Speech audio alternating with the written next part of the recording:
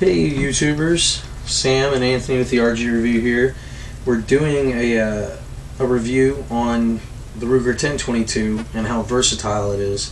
There won't be a breakdown included. This is just going to be what you can do with the Ruger 1022 as far as if you want to go tactical, if you want to remain like some type of sporting rifle, different magazines you can get for it, just stuff that we've played around with that we've liked, different sights, optics, rails, that kind of stuff. I'm going to first just go into the one that I have. I have mine set up more just like a old school kind of carbine, similar to like how an M1 carbine looks. It's got aperture sights on it from Tech Sights. I think I paid around $59 for them. They're pretty awesome. You know, I've shot stuff about 100 meters out with them. It's not the easiest thing to do, but it's way easier than using the sights that Ruger gives you on their rifles stock. And I like to keep my 22 stock. I had another one, the Mossberg 702 Plinkster, which I needed to upgrade it to a 1022 just because you can get 25 round magazines for them, where the 702 Plinkster you can't. But the 702 Plinkster is like half the price, so if you just want a 22, that's not bad to get. But as far as versatility, the Ruger 1022 takes it. You can just do so much with them. The magazines that I have are the Ruger BX25, the new factory 25 round Ruger magazines. I've ran like 400 or 500 rounds through probably each of my BX25s, and they just rock. I haven't had one feeding problem with them, not once. They seem to be pretty tough. I mean, they got the metal feed lips on there. Metal where it counts, pretty much. This is what usually comes stock with your Ruger 1022. It's just a wood stock. You can buy them in the wood stock. This is just how it originally came. There are synthetic stock models out there. There are stainless steel barrels out there that you can buy straight from like Walmart now. These are the factory 10 rounder magazines, also steel lip.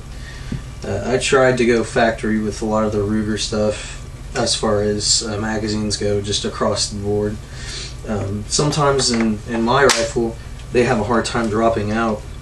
I mean, they're not, see, just like that, they don't come out very easy, whereas the 25 rounders do. And since the BX25s I know for sure function reliably like all the time, you know, I feel pretty safe having this as far as just a magazine for this rifle. Something like this set up, I would just use it I like to use it just for plinking, you know, and that's half the fun of having a 22, especially a 1022 with high cap mags, is you can just plink forever, all day, on just like next to no money, compared to other rifles like a 223 or 7.62 by 39. I don't know where my stock was actually made. I bought this at a store. It was just random. I think I paid $6 for it, but I like the stock quite a bit. Small game hunting, I think this would be really awesome at, especially if you're comfortable using iron sights. Anything getting out past 100 yards though is getting a little iffy with the sights, because I mean your post starts taking up a lot of your sight picture. I'll let Anthony now talk about his. Alright, I also of course have a Ruger 1022 here. I went for more of a tactical approach with my Ruger 1022, just specifically because I just like the way it looks, and I like some of the features of the gun. When you get it set up the way that you want it, it just seems to work for me correctly. Of course, I bought mine at Academy. It was $289. It came, of course, with the Tapco stock. It was labeled as the Ruger 1022 Tactical. It came with Tapco stock, which of course has a saw grip and a 6-position extendable butt stock. Stuff that I put on it. Usually I don't recommend Pro Mag anything. I really dislike Pro Mag as a general rule. But some of the parts are alright. They're actually kind of decent, especially when you're looking at something like a 22 that I'm not probably going to be, you know, doing anything rough with really all that much. And so I went ahead and went with the Pro Mag foregrip. I went with the Pro Mag bipod, and then at Walmart also I got a Centerpoint 4x16 power scope. It's got lighted reticles in red and green. which I don't really ever plan on using, but the scope's been true. It adjusts all the way out. It's got really nice field of view. It has a very nice clear sight picture, and it's held zero really well. You'd expect that from a 22. I wouldn't think they would be shaking around. So, but one thing that I really like about the 10-22 setup as a tactical rifle is that it just seems to be like more fun. It seems to be like to me, especially when I sit out there and I unload it and I just start popping rounds. It just seems like, I don't know, I just have a blast with it, which I think is 90% of the whole appeal of a 10-22 in the first place, or really of any 22 rifle or pistol. I mean, I've shot Sam's 10-22 and I really like it. I like the stock a lot on his as well. The foregrip on the forend on his is really thin. It's just, his rifle is really handy. It's light. It's really handy. It's something that you could take if you went backpacking. This would be awesome. This is something more that you would just take to the range, or I'm sure that you could. I do have a single point sling and it carries rather well on a single point sling. So I mean, I guess you could take it with you other places, but it just seems at home when it's sitting on a bench, especially with the bipod out and firing. I also have a Ruger BX25 magazine. I can't find mine as of right now. This is actually Sam's, but I do have a Ruger BX25, which I found is really nice. I have Butler Creek magazines, and I want to talk a little bit about Butler Creeks. Now, you basically have two different kinds that you can get. You have the Butler Creek Hot Lips, and those are the ones right here that have the red feed lips, and they're going to have the red tabs, retention tabs, and everything. And these are decent magazines, especially if you're just going to the range playing around. These are just fine. Do occasionally have problems with feeding, and I've heard a lot about the feed lips wearing out prematurely or quickly. So then of course you can step up and spend just a couple more dollars and you can get the Ruger steel, or the Butler Creek steel lips. Now these are a lot nicer. I never have any problems with these. Any problems that you can't, that you're not going to encounter with 22 anyway. They've been pretty reliable. I've had these for a while and they work just fine. I also, of course, mine came with the 10-round rotary magazines as well, but 10 rounds, to me, for what I was doing with the rifle, is just really not working. It's just not something that I want to do with it. All in all, though, I would say that Ruger 10-22, out of all the 22s that I've fired, 22 rifles, I think Ruger 10-22s are probably like the best deal out there. They're not expensive. Under $200 you can find a factory Ruger 10-22.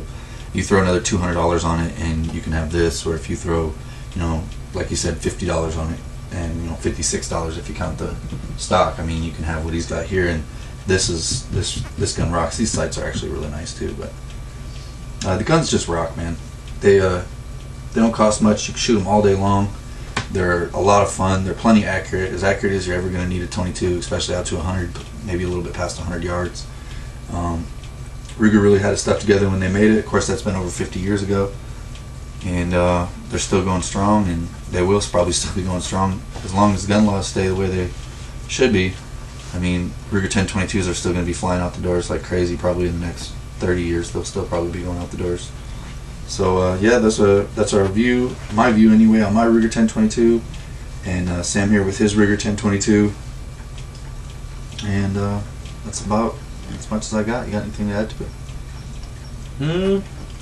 No, not really. I think we covered pretty much everything. Yeah. All right, guys. Well, we'll probably have another video coming up, not necessarily right away, but we'll have a video with the disassembly and reassembly of the gun, probably cleaning it. There are a couple other options that I want to maybe explore later on. With I'm actually thinking about getting the barrel cut down and then getting the muzzle flash hider actually welded to the barrel itself. So I'll have actually what you'll be using is just about 14 inches of rifling. But yeah, so that's about it. Thanks for the views. Thanks a lot for the comments. We like answering them and we like seeing them. And look forward to some AK reviews too. We now have 4 different AK pattern rifles, including the Galil. So, and all different brands. So it should be pretty interesting to compare all those. And I have some gear reviews probably coming up on some Surefire flashlights. I have 2 of those now, and a Surefire helmet light. You guys will probably think I'm stupid for the way I think about flashlights, but to each his own with that. But we also got I got a bunch of knives I want to review.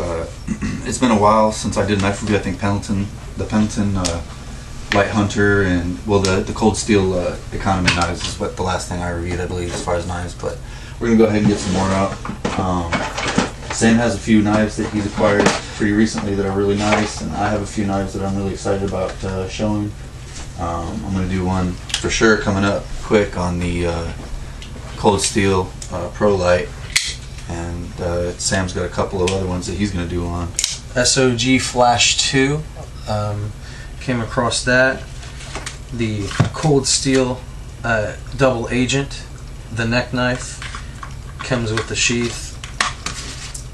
That I actually wear that quite a bit, and a Cold Steel Tonto light, which is really cool, that I picked up at a gun show.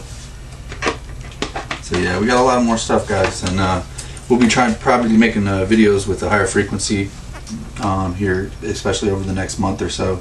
I got some free time, and Sam, your school starts. Your school's already started, but you got. No, I got free time. My school just let out, and then I Yeah. go back to school in like 3 weeks. Yeah, sweet. So we'll have time to put some stuff out. You guys will be seeing a little bit more of us, and once again, we thank you for the views and thanks for your time. Yeah. And be safe, guys. yes, very safe.